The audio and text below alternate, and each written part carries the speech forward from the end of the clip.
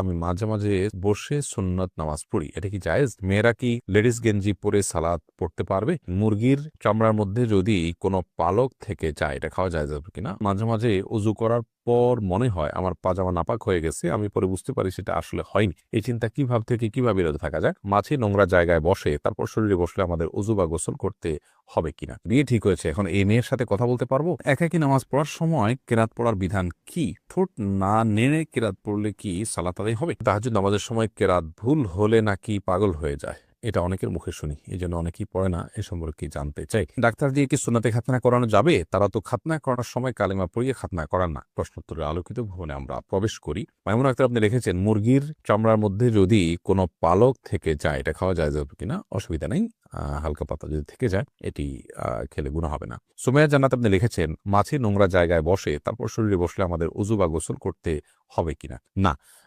মাছি যদি নোংরা জায়গায় বসে, সে নোংরা জায়গায় বসার কারণে তার পায়ে কিছু নোংরা, তার শরীরে কিছু নোংরা লাগে, সেগুলো আমাদের গায়ে আবার বসলো, তাহলে আমাদের শরীরও লাগে, এতে নাপাক হবে কিনা? উত্তর হবে না। কারণ হলো এত অল্প পরিমাণ নাপাক, এটা ফলশ্রুতিতে আমাদের কাপড় বা শরীর নাপাক হবে না, এবং এতটুকু নাপাক থেকে আসলে বেঁচে থাকা আমাদের জন্য কষ্টসাধ্য, যার কারণে এইটুকু নাপাকের কারণে আমাদের শরীর বা কাপড় নাপাক হয়ে যাবে না। সাদা সারিয়া লিখেছেন, মাঝে মাঝে উজু করার পর মনে হয় আমার পাজামা নাপাক হয়ে গেছে, আমি পরে বুঝতে পারি সেটা আসলে হয়নি। এই চিন্তা থেকে কিভাবে বিরত থাকা যায়? প্রায় যদি এরকম হয় তাহলে এরপর থেকে এটাকে আপনি অ্যাভয়েড করবেন, একদম ড্যাম কেয়ার করে আপনি সালাত আদায় করবেন। এতে আস্তে আস্তে ইনশাআল্লাহ আপনার শয়তান এই সুযোগ আর পাবে না। শয়তান আমাদের মধ্যে অস্থিরতা তৈরি করে এবং এই জাতীয় সমস্যাগুলো শয়তান সৃষ্টি করে, যাতে করে আমরা ইবাদতে মনোযোগ হারিয়ে ফেলি এবং আমাদের অন্যদিকে মনোযোগ যায়। রিফাত আহমদ সাইম আপনি লিখেছেন, মেয়েরা কি লেডিস গেঞ্জি পরে সালাত পড়তে পারবে? মেয়েরা লেডিস গেঞ্জি পরে সালাত আদায় করতে পারবে, কিন্তু তার উপরে তাকে অবশ্যই অন্য কিছু পরে তার পুরো শরীর ঢাকতে হবে। কারণ এই গেঞ্জিগুলো সাধারণত পর্দার মানে সালাতের জন্য যতটুকু ঢেকে রাখা দরকার সেটার পুরোটা ফিল আপ করতে পারে না।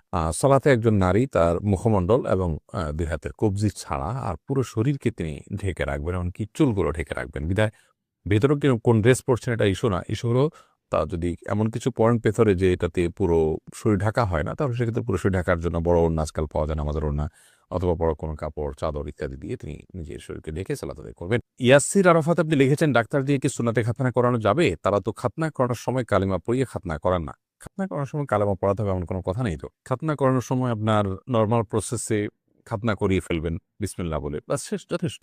এর মাধ্যমে তার খাতনা হয়ে যাবে। খাতনা করানোর জন্য যে কালেমা পড়াতে হবে আলাদা করে, এমনটি কিন্তু বাধ্যবাধকতা নেই। বিধায় ডাক্তারদেরকে দিয়ে খাতনা করানোতে কোনো অসুবিধা নেই। আকলিম আক্তার লিখেছেন, নামাজ কখন পড়া উত্তম? ওয়াক্ত শুরু হলে নাকি আজানের পর? ওয়াক্ত শুরু হলে দ্রুততার সাথে নামাজ পড়া উত্তম, তবে জোহরের নামাজ খুব বেশি গরম হলে একটু দেরিতে পড়াটা উত্তম। আমি মতিউর রহমান মতি আপনি লিখেছেন, বিয়ে ঠিক হয়েছে, এখন এই মেয়ের সাথে কথা বলতে পারবো?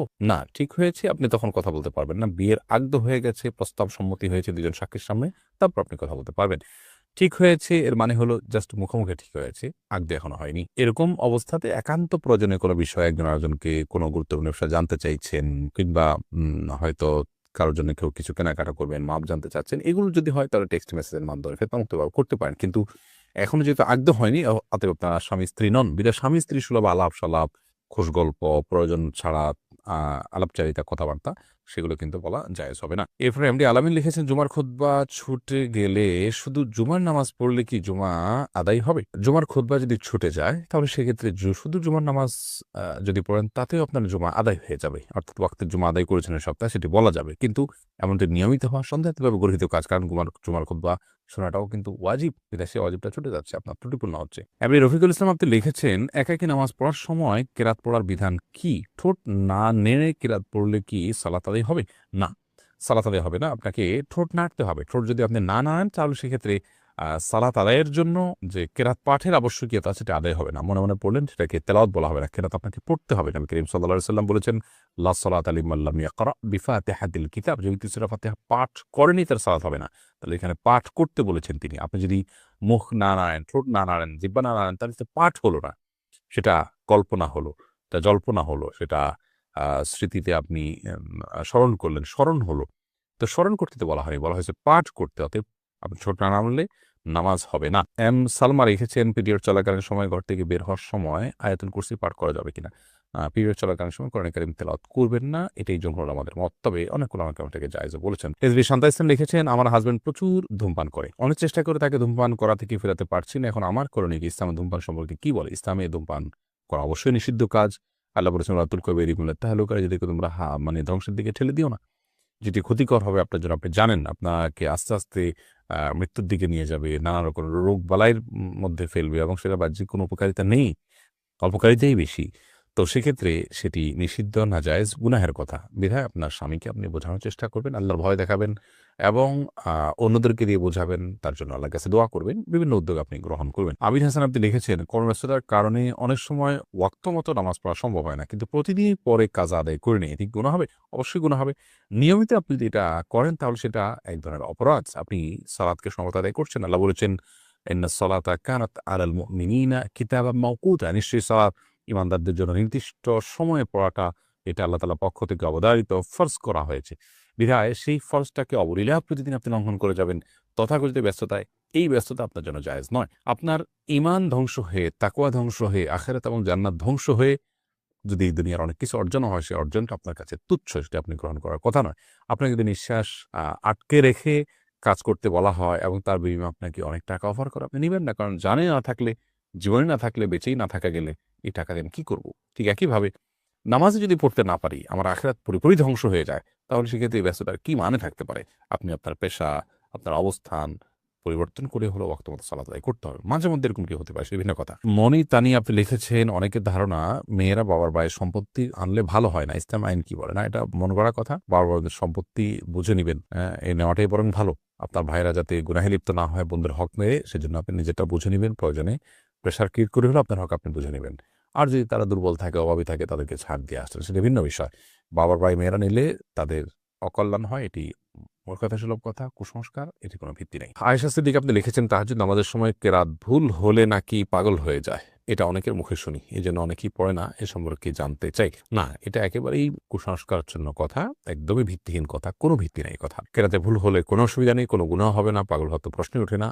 অন্য নামাজ যেরকম ভুল হতে পারে, তাহাজ্জুদ নামাজও ভুল হতে পারে। বিরাট ভুল হলে সেটাকে সংশোধন করবো, কারেকশন করবো, এর কারণে গুনাহ হবে না, অন্য কোনো ক্ষতি হওয়া তো দূরের কথা। কাজী নাজমুস সাকিব আপনি লিখেছেন, রুকু এবং বৈঠকে দৃষ্টি কোথায় থাকবে? আমরা দৃষ্টি কোথায় রাখবো? একটা মত হলো যে সর্বাবস্থা আমরা সেজদার যে জায়গা, সেখানে আমরা দৃষ্টি রাখবো।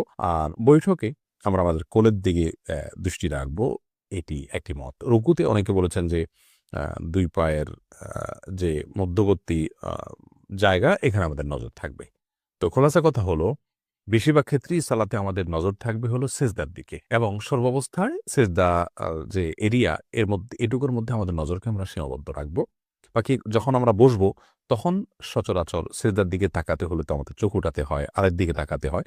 আমরা কোলের দিকে স্বাভাবিকভাবে নজর করব। অর্থাৎ চোখকে অবনত করলে যে জায়গায় নজর আসে, সেই সীমানার ভিতরে আমরা নজর রাখার চেষ্টা করব। শিউলি যেমন আপনি লিখেছেন, আমার নাম শিউলি, আমি মাঝে মাঝে বসে সুন্নত নামাজ পড়ি, এটা কি জায়েজ? আপনি যদি সুন্নত নামাজগুলো বসে বসে আদায় করেন, কোনো অসুবিধা নেই, কারণ সুন্নত নামাজ এটি এক্সট্রা এবং অতিরিক্ত। তো অতিরিক্ত নামাজগুলো কেউ বসে পড়লে সালাত আদায় হয়ে যাবে। যদি তিনি শরীরটা একটু খারাপ লাগছে, সেই জন্য বসে পড়েন, তাহলে সেক্ষেত্রে সালাত তার হয়ে যাবে। তবে দাঁড়িয়ে পড়া উত্তম। আর ফরজ সালাতে আপনাকে অবশ্যই দাঁড়িয়ে পড়তে হবে সামর্থ্য থাকলে।